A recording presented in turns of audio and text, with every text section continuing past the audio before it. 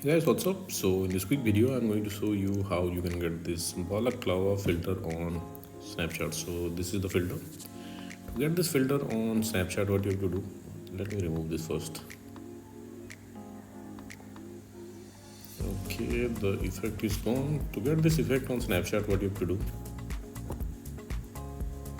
okay, just visit this website. Link to this website I'll give you in the description box below.